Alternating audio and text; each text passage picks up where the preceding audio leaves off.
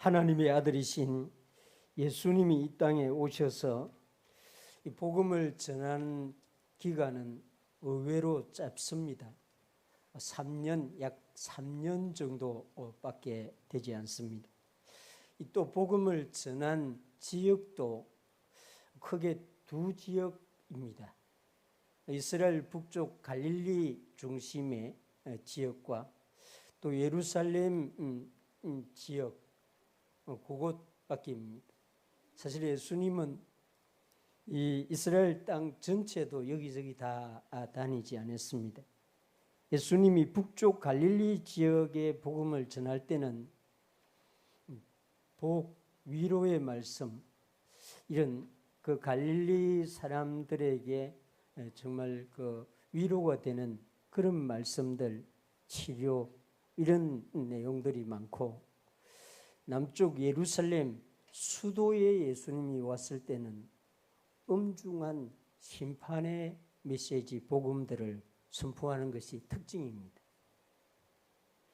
이 우리가 읽은 이 본문 말씀도 이 복음서 뒷부분은 다 예루살렘 중심의 메시지인데, 예루살렘 성전이 무너져서 돌 하나도 돌 위에 남지 않게 될 것이다, 이렇게 제자들에게 말합니다. 그래서 제자들이 예수님의 말씀을 들었을 때는 무슨 말인지 몰랐겠죠. 그래서 가만히 있다가 저녁에 감남산, 뭐 우리처럼 이런 산은 아닙니다만은 그 언덕 같은 곳에 앉았을 때 제자들이 갑자기 예수님에게 세 가지 질문을 합니다. 어느 때에 예루살렘 성전이 그렇게 전체가 다 무너집니까? 또 그 예수님의 말씀을 들어보니까 예수님이 다시 오신다는, 그리스도가 재림한다는 말씀을 하셨는데 언제 그런 일이 있습니까?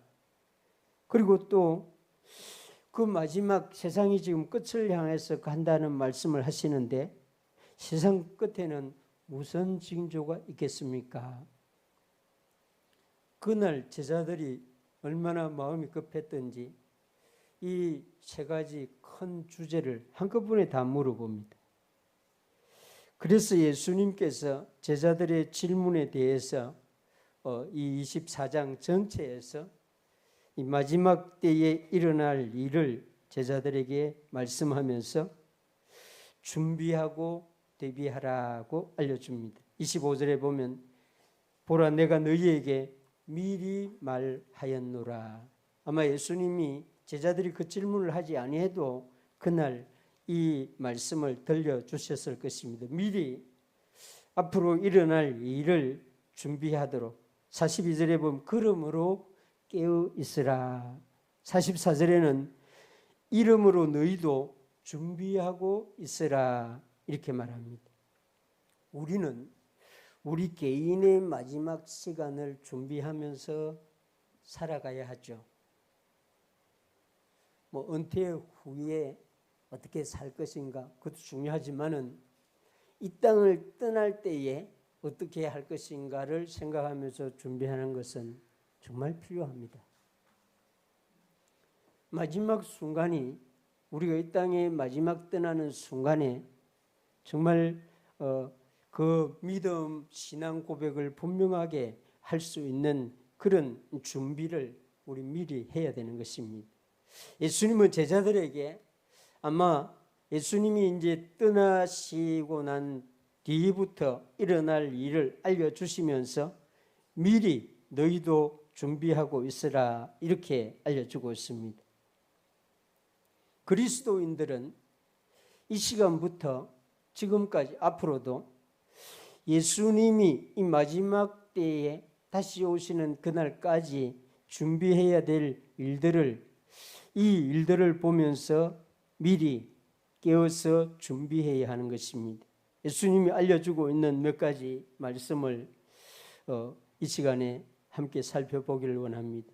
먼저 4절 5절의 말씀을 보면은 마지막 때에 예수님이 다시 오기 전에 일어나는 일 중에 중요한 일이 사람을 미혹하는 일이 있게 된다 하는 것입니다. 예수께서 대답하여 이르시되 사람의 미혹을 받지 않도록 주의하라. 많은 사람이 내 이름으로 와서 이르되 나는 그리스도라 하여 많은 사람을 미혹하리라.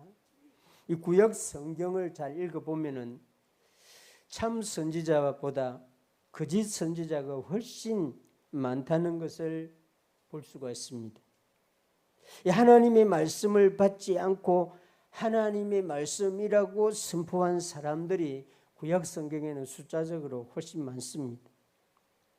거짓 선지자들이죠.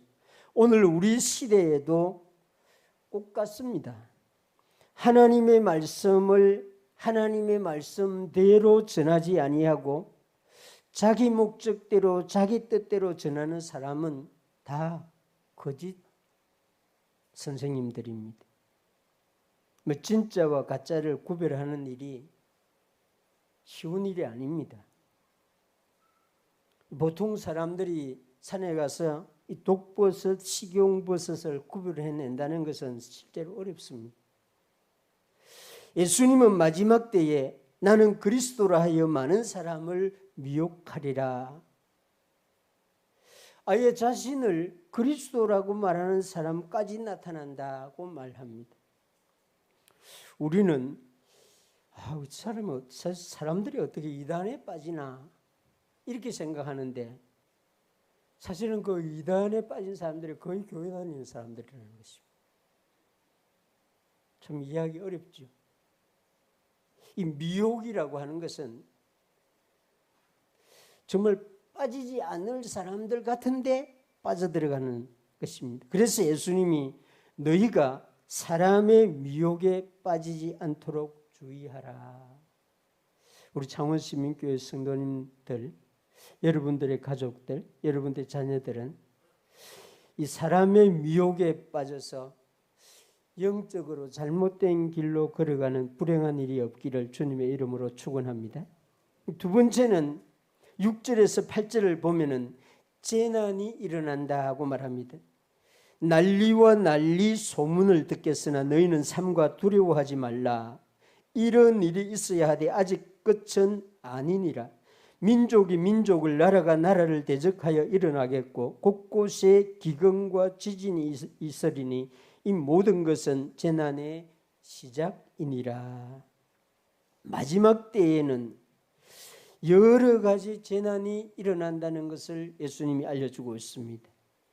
이 두려움을 주는 소문들, 이 19세기에 인류 문화에 인류가 급격하게 이렇게 숫자가 늘어나던 때에 이 지성인들이 인류는 식량 부족으로 세계 인구는 멸망할 것이다. 이 멜더스 같은 분이 그렇게 말했죠. 그 사람들이 그 책을 읽고 인구가 늘어나는 것을 무서워했습니다. 20세기에 이 원자 폭탄이 만들어지면서 만든 사람도 이제 세계가 멸망할 것이다. 이런 무서운 소문을 만든 사람들이 퍼뜨렸습니다. 지금 21세기의 기술 진보로 인해서 인간이 만든 기술로 인하여 인간이 멸망할 것이다. 이런 소문이 지금 막 돌고 있습니다. 예수님은 이런 소문은 마지막 때가 가까우면 가까울수록 설득력을 가지고 사람들을 두렵게 한다. 그렇게 말합니다. 그러나 너희는 삼가 두려워하지 말라. 마지막에 오는 그 소문에 대해서 무서워하지 말라. 그럽니다. 전쟁이 일어날 것이다. 민족이 민족을 나라가 나라를 대적하는 전쟁은 마지막을 알려주는 재난 가운데 하나다는 것입니다. 이것은 시대마다 보고 있는 것이죠. 아니 어떻게 이 멀쩡한 21세기에 이런 미개한 전쟁이 일어날 수 있는가? 강대국이 선진국이 이런 전쟁을 주도하고 있습니다. 예수님이 말한 대로입니다. 이 자연 재난도 계속되고 있다는 것입니다. 우리 가까운 곳에 기후 위기 시계가 돌아가고 있습니다. 지금 3년 조금 지났습니다. 저 기후 위기 저거 시계가 무슨 시계인가 봤더니 지구 전체의 온도가 1도, 2도 올라가면 지구가 환경이 완전히 이렇게 이상하게 된다고 합니다. 예수님은 이 땅에 와서 마지막 때가 가까우면 이런 일이 일어나는데 그러나 아직 끝은 아니다. 이렇게 말하고 있습니다. 그리고 9절에 말하기를 예수님 이름 때문에 환난을 당하는 일이 일어날 것이다 말합니다. 그때 많은 사람들이 너희를 환난에 넘겨주겠으며 너희를 죽이리니 너희가 내 이름 때문에 모든 민족에게 미움을 받으리라. 사실 그리스도 예수님을 믿는 제자들, 교회들은 처음부터 고난을 당했습니다. 초대교회 예루살렘에서 복음이 시작될 때 유대교가, 유대인들의 종교가 예수님을 믿는 사람들을 박해했습니다. 이것은 사도행전을 보면 자세하게 나와 있죠. 유대교가 예수님을 믿는 사람들을 박해한 이유는 나사렛 예수가 그리스도라고 말하기 때문에, 그 예수님이 십자가에 죽었는데 살아났다고 말하기 때문에, 율법을 지킴으로 구원을 얻는 것이 아니라 예수님을 믿음으로 구원을 얻는다, 이런 것을 가르치기 때문에 박해를 받았습니다. 이 초대 기독교 300년 동안에는 로마 권력자들에 의해서 지속적인 박해를 받았습니다. 이 로마 권력자들은 기독교를 너무나 잘 알았습니다. 그리스도인들은 절대로 다른 사람들을 해롭게 하지 않는다. 기독교는 로마 황제에 절대로 저항하는 종교가 아니다. 알고 있었습니다. 정보원들이 그걸 보고했기 때문에. 그런데 문제가 하나 있는데, 이 그리스도인들은 황제를 주라고 고백하는 것은 절대로 하지 않는다는 것입니다. 황제는 자신이 신이라고 사람들에게 선포하면서 신격화해야 되는데 이것을 그리스도인들이 반대하는 거예요. 우리의 주님은 황제가 아니고 나사렛 예수 그리스도 한 분뿐입니다. 이것 때문에 300년 동안 기독교가 박해를 받았습니다. 예수님 이름 때문에 박해를 받았습니다.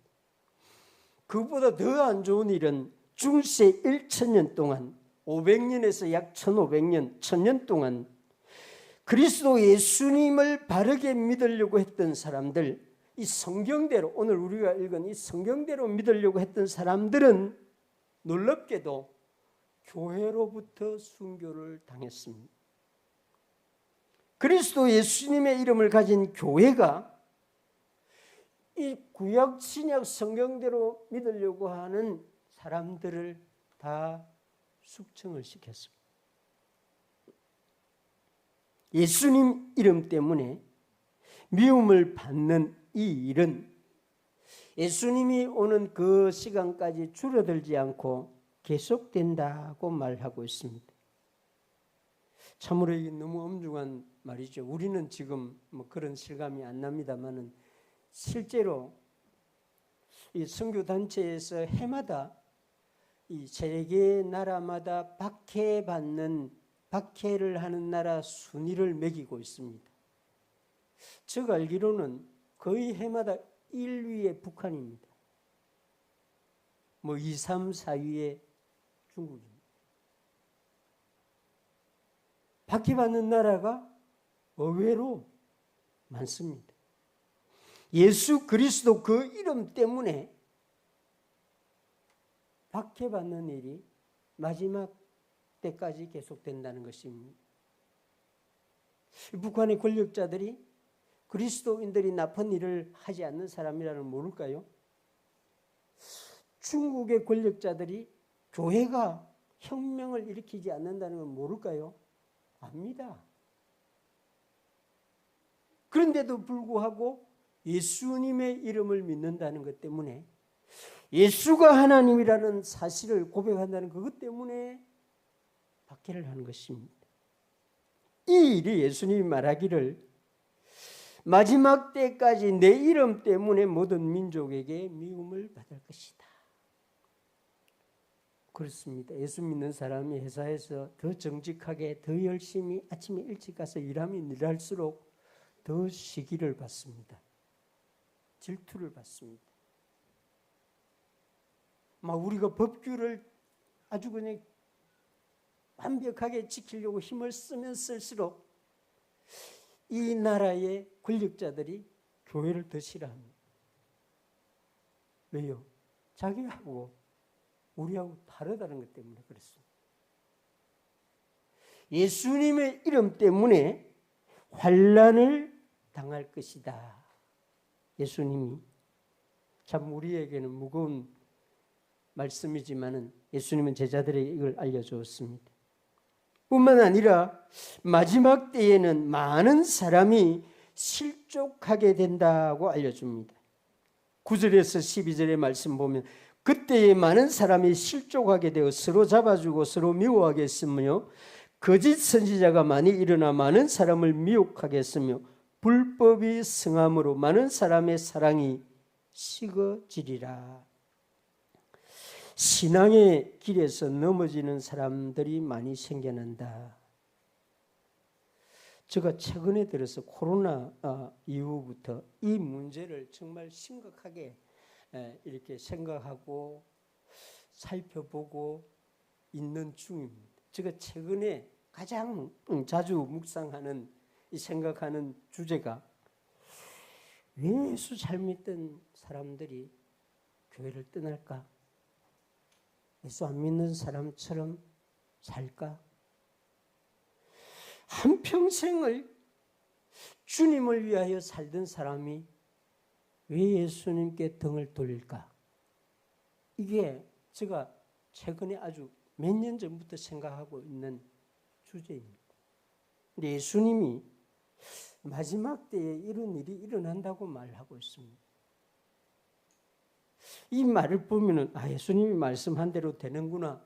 이런데 제가 목사이기 때문에 이런 일이 일어나서는 안 된다는 그것 때문에 고민을 하는 거죠. 어떻게 하면은 실족하게 되는 일이 일어나지 않을 수 있을까? 교회는 서로 세워줘야 합니다. 하나님의 말씀을 붙잡아야 합니다. 예수 그리스도의 사랑으로 충만해져야 하는 곳이 교회입니다. 이렇게 되어야 하는 것이 건강한 교회의 모습입니다. 그런데 예수님은 마지막 시대에 이와 반대되는 일이 교회에서 일어날 것이라고 말하고 있습니다. 아마 제자들도 놀랐을 것이고 저도 나이를 먹어가면서 이런 일을 보면서 놀라고 있습니다.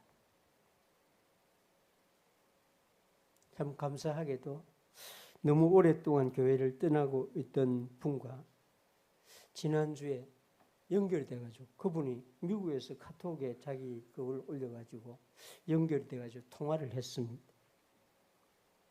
교회를 안 다니는 줄 알았어요. 이제 예수님하고 관계없이 사는구나 이렇게 생각했습니다. 근데 이분이 통화를 하면서 얼마나 우는지 남자인데 이제 중년인데 이분이 교회를 가려고 찾고 있다는 거예요. 미국에서. 제가 그 통화를 하면서 실족하게 되는 사람도 있지만은 나가에서도 실족하지 않고 그 영이 살아있는 사람이 있구나. 그런 소망을 가졌습니다. 우리는 소망을 가지고 이 말씀을 보고 들어야 하는 것입니다. 예수님이 제자들에게 세상 끝에 일어나는 징조들, 미혹하는 일이 일어나고 여러 가지 재난들이 일어나고 예수님 이름 때문에 환난당하는 일이 일어나고 믿음의 길에서 많은 사람들이 실족하는 일이 일어날 것이다. 여기까지만 정말 예수님이 말씀했다고 하면은 정말 너무 마음이 무거울 것입니다. 근데 예수님은 제자들에게 계속해서 말씀해 줍니다. 너희들을 어떻게 해야 되는지를 알려주고 있습니다. 13절에 보면 그러나 끝까지 견디는 자는 구원을 얻으리라. 이 마지막 때에 일어나는 일들은 우리가 막을 수 없습니다. 저는 역사의 물결은 한 사람이 막을 수 없다고 확실히 믿는 사람입니다. 미혹하는 자들을 우리 힘으로 제거할 수가 없습니다. 이 난리의 소문들, 전쟁이나 자연재해도 교회의 힘으로 막을 수 없습니다. 예수님을 믿는다는 이유로 교회를 박해하는 일들도 우리 교회가 힘을 모아서 막을 수 없습니다. 많은 사람이 신앙의 길에서 넘어지지 않기를 날마다 기도하지만은 이 일은 부득이하게 일어납니다. 그래서 사역자들이 고통스럽습니다. 그러나 예수님은 우리가 할 수 있는 일이 있다고 말합니다. 끝까지 견디는 일. 이것은 우리 교회가 할 수 있고 해야 되는 일입니다. 이것은 우리 각자에게 주어진 책임이기도 합니다.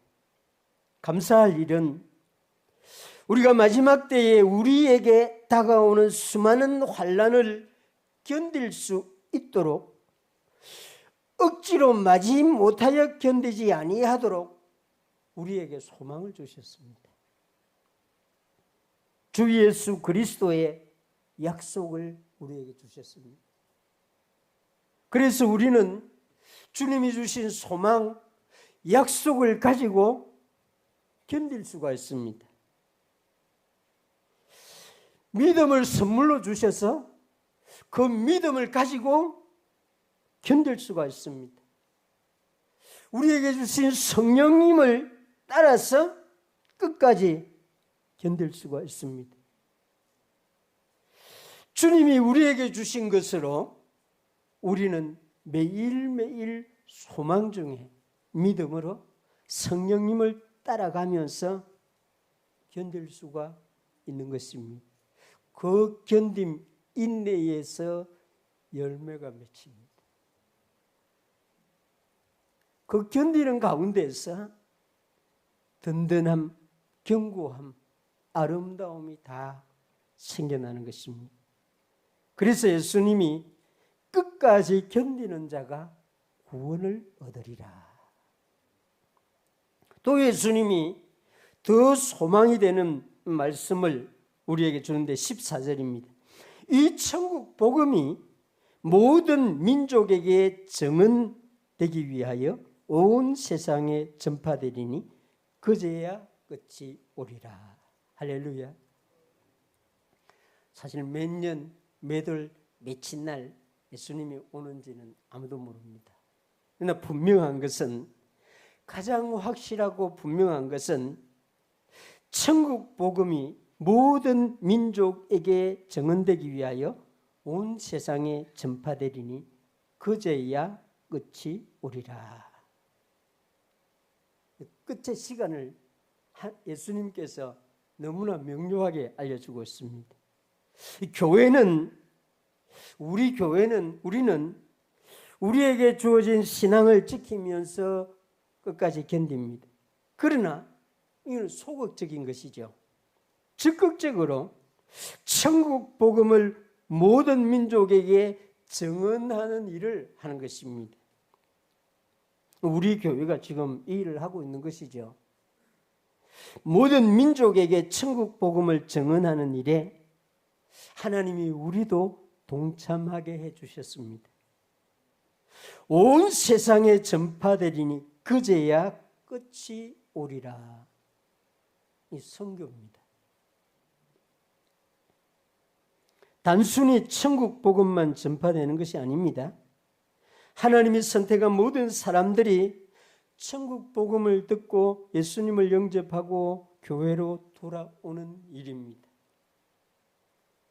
아마 우리 단기 선교 가려고 지금 준비하는 분들은 미얀마에 가면은 이걸 볼 수 있을 것입니다. 그 가난한 아이들이, 가난한 동네의 사람들이 우리 선교사님이 전하는 복음을 듣고 교회로 오는 것을 보면서 이 말씀이 여기에서도 이루어지고 있구나 보게 될 거예요. 우리 인도 가서 봤잖아요. 그 집안에는 우상이 방에 걸려 있습니다. 그러나 그 조그마한 아이들이 우리 백성 여사님 그 성경 공부시키는 그곳에 아버지 어머니 몰래 모여서 예수님을 찬송하고 있습니다. 마지막 때가 가까워오면은 이런 일이 일어나고 하나님이 선택한 모든 사람들의 숫자가 모든 민족이 이 복음을 듣게 되는 그날 그제야 끝이 오리라. 사실은 이 복음을 전하는 이 일이 지금 속도가 너무 빠릅니다. 인터넷이 생겨나고 지금 뭐 전에는 검색창을 이렇게 열어가지고 뭐 검색을 막 하고 있는데 지금은 그냥 AI로 그냥 말만 하면 바로바로 즉각 대답해 줍니다. 이 다니엘서에 보면은 다니엘서 마지막에 보면은 마지막 때는 많은 사람이 빨리 왕래하고 하나님에 대한 지식이 많아질 것이다 하고 말합니다. 다니엘이 어느 시대의 사람입니까? 예수님이 오기 전에 거의 한 600년 전에 살았던 사람 아닙니까? 그 다니엘이 마지막 때는 많은 사람들이 이 시간에도 비행기를 타고 수많은 사람들이 공중에 있습니다. 먼 거리를 빠른 속도로 움직이고 있습니다. 한 달 걸리던 거리를 지금 2시간 반만 하면 왔다 갔다 하고 있습니다. 마지막 시대에는 이제 복음이 모든 열방에게 전파되는데 정말 이것이 빠른 속도로 전해질 것이다. 우리 선교사님들이 미처 가지 못하는 곳에도 복음이 먼저 들어갈 수가 있습니다. 우리 교회는 주 예수 그리스도의 말씀과 기도로 은혜 받은 믿음, 신앙을 끝까지 지켜나가야 하고 뿐만 아니라 예수님이 말씀하신 대로 이 천국 복음을 전하는 이 일에도 힘써야 하는 것입니다. 우리 중에는 예수님이 안 왔으면 좋겠다 하는 분 혹시 있을지 모르겠습니다. 너무 잘 살게 되면 부족함이 없게 되면 이대로가 좋습니다 할 수 있습니다. 그러나 예수님 다시 옵니다. 역사는 돌고 도는 것이 아니라 시작에서 마지막을 향해서 가는데 시간은 가속도가 붙는다는 것입니다. 천국 복음이 온 세상에 전파되면 그때 세상의 끝이 온다. 우리 예수님이 말씀하신 이 말씀은 여러분들 믿을 수 있기를 바랍니다. 목사가 말하면 실수로 말할 수도 있습니다. 사람이 말하면 정확한 정보가 아닌 것을 말할 수 있어요. AI도 자세히 물어보면 지 생각나는 대로 대답해 줍니다. 그래서 그 정보는 어디서 얻었냐 이렇게 물어보면 AI가 여기저기 취합해서 알아낸 내용입니다. 이렇게 대답해 줍니다. 그러나 우리 예수님은 절대로 빈말하시는 분이 아닙니다. 우리 예수님은 절대로 틀린 말, 아닌 말을 하신 분이 아닙니다. 그러면 우리가 어떻게 이 성경을 믿겠어요? 예수님을 좋은 선생님, 선한 선생님, 착한 분 믿으면 안 됩니다. 성경 말씀을 보세요. 예수님은 마지막이 다가오고 있고 마지막에는 이런 일들이 일어난다. 사람을 미혹하게 하는 일, 재난들, 예수님의 이름 때문에 환난을 당하는 일들, 많은 사람이 실족하게 되는 일들이 일어난다고 말하고 있습니다. 예수님을 믿는 우리에게는 끝까지 너희가 받은 소망과 믿음과 성령으로 믿음을 끝까지 지키라고 말합니다. 천국 복음이 온 세상에 전파되는 일이 이 마지막 때에 계속될 것이니까 이 일에 동참하라 말합니다. 제가 선교사였기 때문에 선교를 하자는 게 아닙니다. 예수님이 마지막 때에 이 일을 해야 된다고 알려주기 때문에 하는 것입니다. 저와 여러분들 천국 복음을 전하는 일에 가든지 보내든지 예수님이 오시는 날을 바라보면서 세상의 일을 하면서도 이것을 마음에 품고 살아가는 하나님의 사람들 되기를 주님의 이름으로 축원합니다.